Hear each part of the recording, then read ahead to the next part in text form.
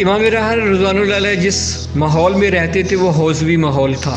اس حوضوی ماحول میں سے ایک شخص اٹھ کر مکمل طور پر ایک الگ منفرد اور ایک جدی اور جید بات کرتا ہے، وہ یہ کہ اسلام گم شدہ است، کہ اسلام گم شدہ ہے. یہ کس ماحول میں بات ہو رہی ہے؟ یہ کسی یونیورسٹی میں نہیں ہے، یہ کسی سیکولر یا لبرل عنوان سے جو سوسائٹی موجود ہے وہ نہیں ہے، بلکہ یہ حوضوی ماحول ہے ارد گرد. اور امام کیا فرما رہے ہیں؟ اسلام گم شدہ است. معاملے کی سنگینی کا اندازہ کیا جا سکتا ہے کہ جب رہبر کبیر نے معاملات کو آگے بڑھایا ہوگا تو انہیں کس قدر مشکلات کا سامنا کرنا پڑا ہوگا، اندازہ کیا جا سکتا ہے.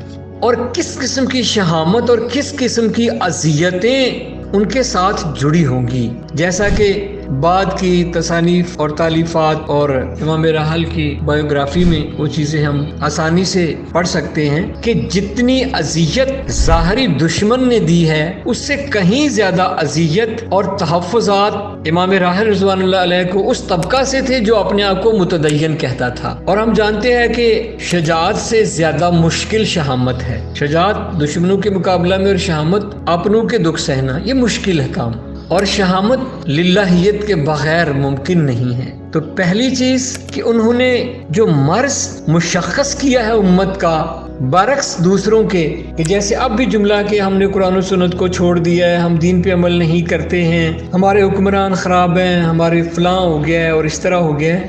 درست تشخیص جو تھی وہ کیا کہ جس چیز کو دین سمجھ کر پریکٹس کیا جا رہا ہے وہ دین ناب نہیں ہے، وہ دین خالص نہیں ہے.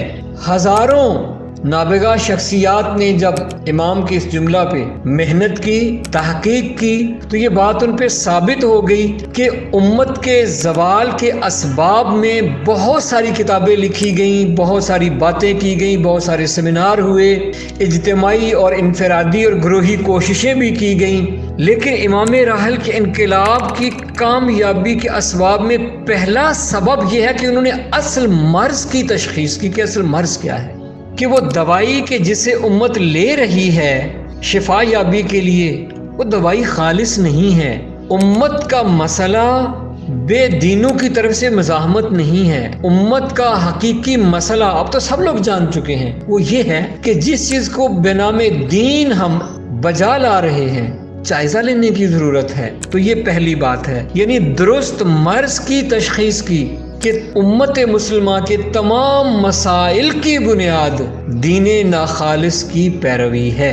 اور بعد میں آنے والے شارحین نے امام کے اس جملہ کی تشریح جو فرمائی ہے وہ یہ ہے کہ جیسے ایک مرض ہو جائے اور کوئی دوائی استعمال کی جائے شفا یابی کے لیے، لیکن وہ دوا جعلی ہو، منقوص دوا ہو، خالص دوا نہ ہو، تو وہ مرض بڑھے گا.